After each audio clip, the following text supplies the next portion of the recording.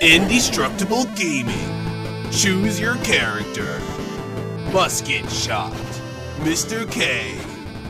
Let the review begin.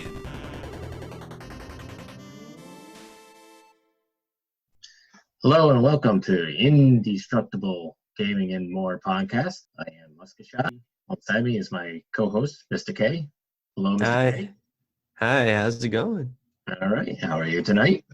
I'm doing pretty good. I'm pretty excited to talk about all the indie games that I've always wanted to play. Yeah, me too. I think it's going to be a fun podcast. A lot to learn, a lot of things to do, and a lot of things to try out, which is always going to be exciting and fun.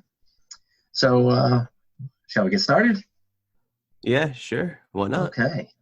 So this is basically just an intro podcast to Indestructible Gaming and More. As you can tell, the podcast is going to be, if you couldn't tell before, from the inflection on indestructible. This podcast is going to focus a lot on indie games within the video game industry. We really feel that there's a lot of good indie games out there, a lot of games that are just don't get their just due out there. A lot of good games that get kind of hidden and covered up by some of the larger gaming publishers and companies out there that, they get swallowed up by, these bigger companies. So that's why we really wanted to focus on them, show off some of those games, talk about them, review them, play them, and just kind of open our eyes and your eyes, hopefully, to some of these great games. We'll focus on, games that are published already, demos, betas, and future releases. So it should be a lot of fun. Yeah, I think it's going to be a lot of fun stuff, a lot of interesting games, and games that maybe we wouldn't normally go down that road and play, but we'll give them a shot for this podcast. So it'll be a lot of fun. So if you're an indie game developer and you just happen to come across this podcast, we'd love to hear from you. It'd be great to be able to talk to you about your game. Tell us about games that you've worked on or are working on. We'd love to try them out, whether it's a beta testing or demo. We'd love to help in that. We have Mr. K here who does voice acting. Indeed, I do. Yep, is getting into it now, and so he would love for some experience in the business. So if you're would appreciate it. Yeah, if you're an indie game developer and looking to have somebody come in and just get some experience doing that, we'd love to hear from you, and I'm sure Mr. K would love to hear from you. So before we get into a little bit about us, anything that you wanted to talk about briefly about indie games, Mr. K? Before we jump in about us? Well, I feel like most of the time indie games usually get shoved under the bed and forgotten about, or kind of seen and move on kind of deal. Mm-hmm. And I wish that us as players would like to at least play before we talk bad about it or forget about it. Mm-hmm. And those silent things where you have these games that could be the best game ever, and then it would just nobody would realize it released. Right. There isn't hype up to it where they could be making at least thousands of dollars, but no, because I don't know, for whatever reason, nobody got of it, and it went right back past us. Yeah. Right. Yeah. And I think that's where,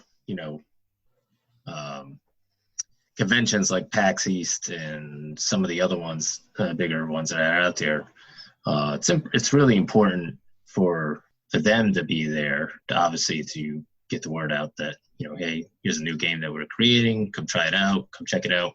But it's important for us, if you're a gamer, to go out there and talk with these folks and talk to them about the game and let them tell you about the game, let try out the game at these places. And there's just so many games. I mean, if you go into, we both play Xbox One, and you go in there and in the Xbox store, and there's thousands of games. and it's so hard to decide on which game you want to play next or which game you want to try next. And it's really easy to pass over a game that's done by an indie developer, and it could be a really awesome game that you add to your library.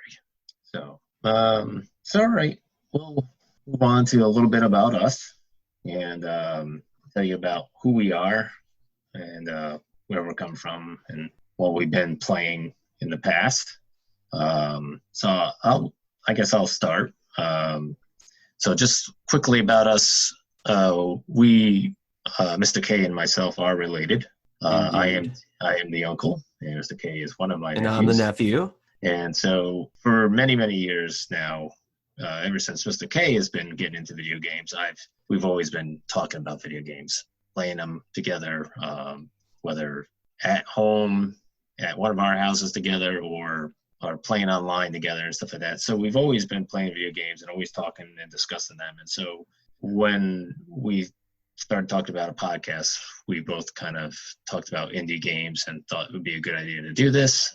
That's one of the main reasons we're doing this podcast. And I think we're both passionate in different ways. I think you're more passionate about a lot of the things within a game. And I'm passionate about, small companies getting an opportunity to get their word out there and get a game out there that people can play and stuff like that. So I think it's a good mix. I think it's going to be fun. We're different generations too. I'm a Generation X, whatever the hell that's supposed to mean. You're Generation Z, whatever the hell that's supposed to mean. And we give, we're going to have different perspectives on what makes a game enjoyable. I mean, your perspective might be a little bit different than mine, but I think, we both have an interest in trying new games out, regardless of whether, maybe in our wheelhouse or not. So past, I'll go a little bit about my past gaming experience, and then we'll jump over to you, Mr. K. But, as far as my past gaming experience, I started way back in the early 80s. And obviously, by my saying I'm a Generation Xer, I was born in the 70s, grew up in the, late 70s, early 80s with the start of the video games and stuff like that, starting off with Pong and the Odyssey system, which were nothing more than just, blips on a screen that you moved around and stuff like that, nothing real exciting. Very basic systems, nothing happening with them. Then, of course, all the arcades started popping up in the early 80s, and that's when it really started becoming big. You couldn't go. There was so many places that had arcades. It was unbelievable back then, and now there's like nothing.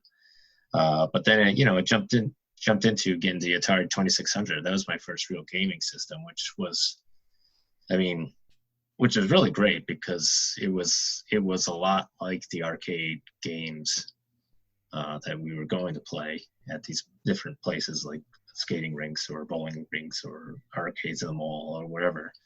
So it became like it was really a big thing. I remember playing with different friends at my house, at their house, whatever, all the different games and stuff like that. And it was always exciting when somebody got a new game.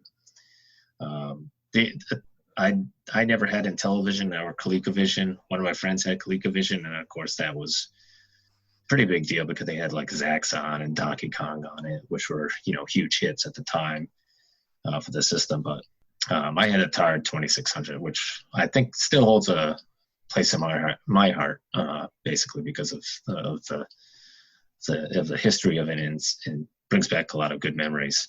Then after that, I moved into the Commodore 64, which really opened my eyes to like programming and stuff like that, because you could play games on it, but it was much more than just a gaming computer. You could do a lot of other things on it. And I remember having books on programming and trying to program my own games and stuff like that, which is kind of cool. And and I played games like where it was the story driven.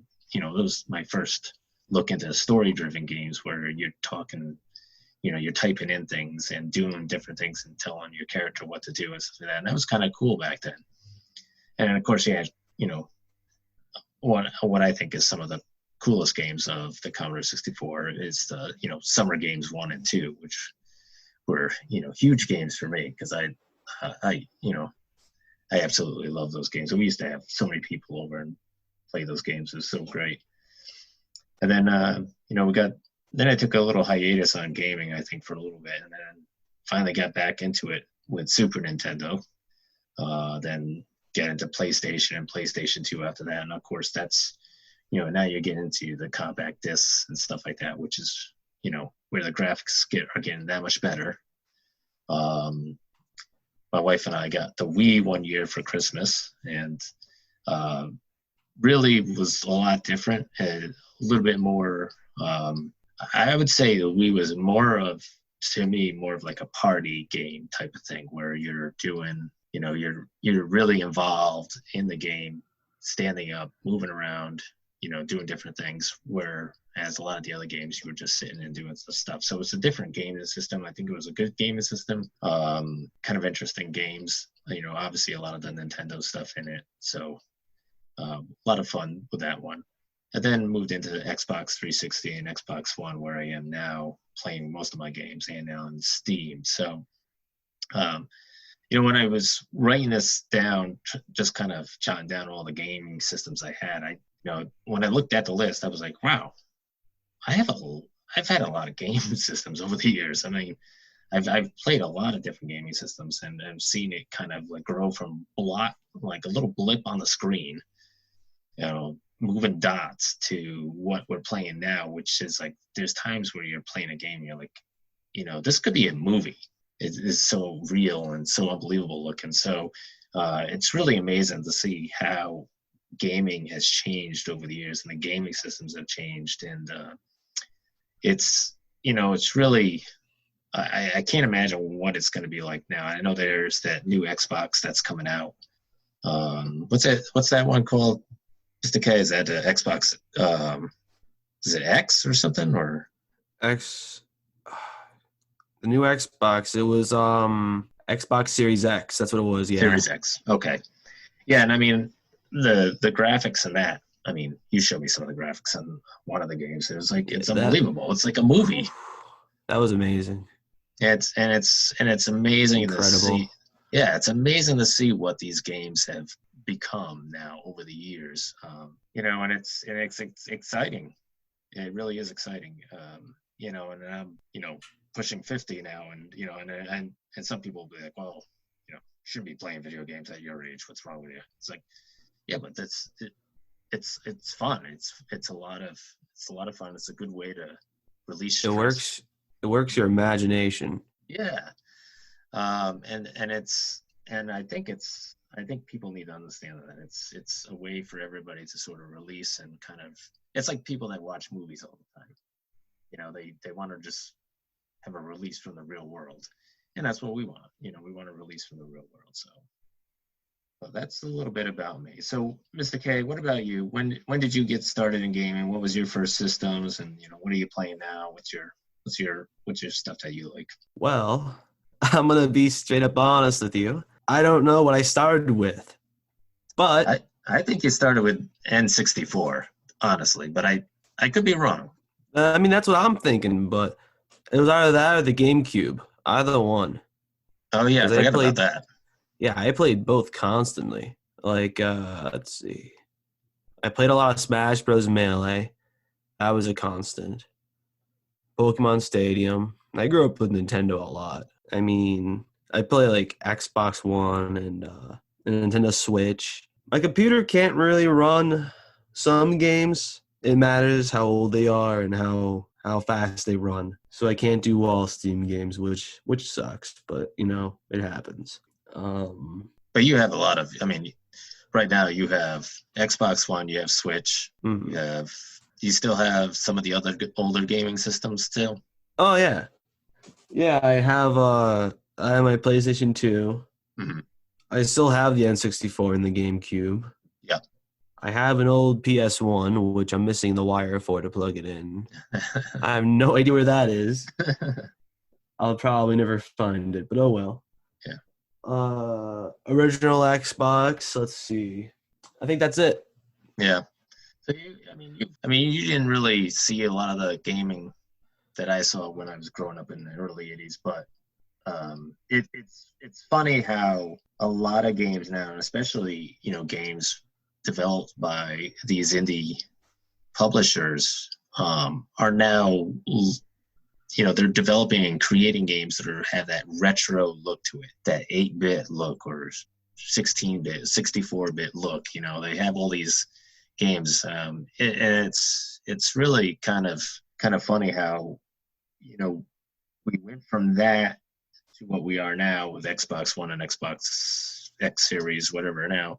But It's now amazing. a lot of people are sort of going back towards like, hey, we want to create games that are, retro looking, and because we know that that's big, and it's kind of cool to see, for folks like yourself that may not have gotten to play a lot of those retro type games to be able to play them now, but on a system where, at least you can save and stuff like that. When we played on Atari 2600 and all those systems, it was like a lot of times you couldn't save.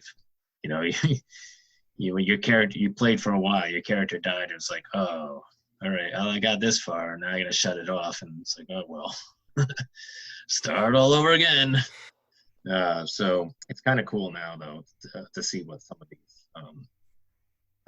developers and publishers are doing.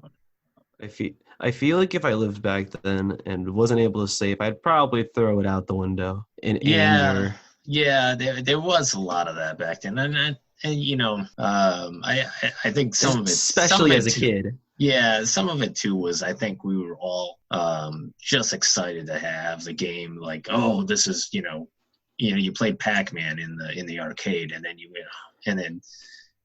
my neighbor got Pac-Man for the Atari 2600. And it was like, we rushed over there to play it. It was like, oh, this is great, Pac-Man. And it was like the worst looking Pac-Man. I mean, it was just terrible looking. I mean, when you look back at that, but it was great back then. And we didn't, and it was never really anything about like how far you went. It was usually like, okay, how many points did you get? And it was sort of like a challenge to see who could beat whose points and stuff like that.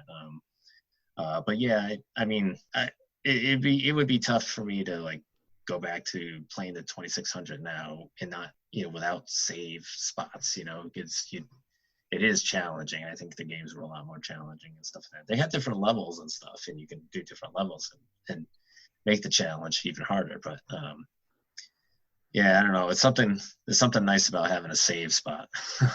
I'll tell you, in the game. Makes it a heck of a lot easier to enjoy. That's for sure. Hey, they could do that, get an Atari collection and then have a save feature. Yeah, and something I know maybe they do that already with some of the Atari packages, bundled packages that you can get and stuff like that. I'm sure they do. Very likely. Yeah. So well, anything else that you want to add to this? Anything else that you want to add to this introduction podcast that you want to tell people about? Well, other than us trying to give what's right to these indie developers and indie games that deserve the hype and deserve the passion of the gamers, because they put like all their heart into this work. Yeah, they do. They put like all of it into the work, and just to see it wasted like that is, I don't know, it's hard to see. Yeah.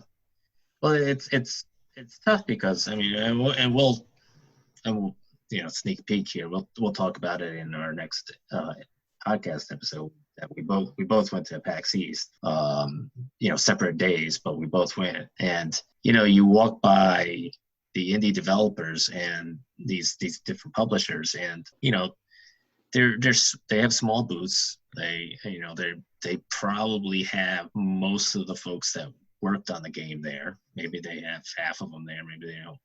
Maybe they switch off on and off through the whole weekend. It's a long weekend for most of them. And then you go by like a booth for like Nintendo, or Sony wasn't there this year, but you go by like a booth like Nintendo, and it's gigantic. It takes up like a huge part of the floor. And people are waiting in line to play the games, and a lot of these smaller developers, people are sometimes just walking right by without even stopping to ask, like, hey, what's your game about? What are you selling? What are you promoting? What are you what's this game about? And I try to make an effort to do that, to stop and talk to these folks, because again, like I said, you might find something that really piques your interest, you really enjoy, um, and they really want to talk to you. They really, really want to talk to people. They don't want to just stand there and watch people walk by and go, all right, hey, I'm going to, see Nintendo. I'm going to this, or, the big game, and stand in line for that. I mean, they really want to talk to everybody about their game and try to get it out there.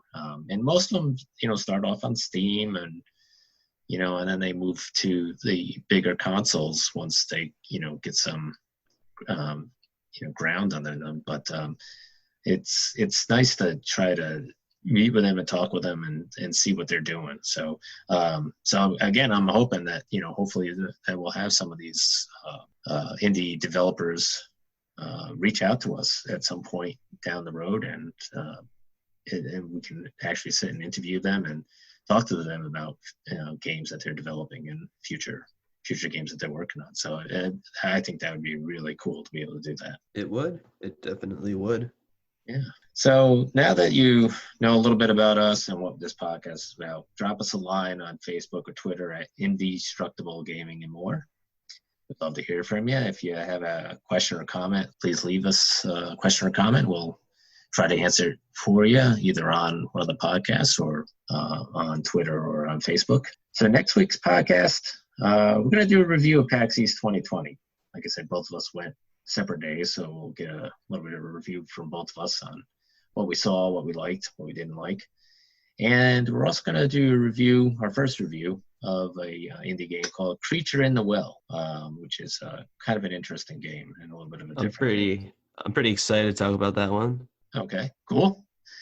So that'll be our next podcast. So we look forward to having you on it, listening in, and hopefully you'll take the time to listen in.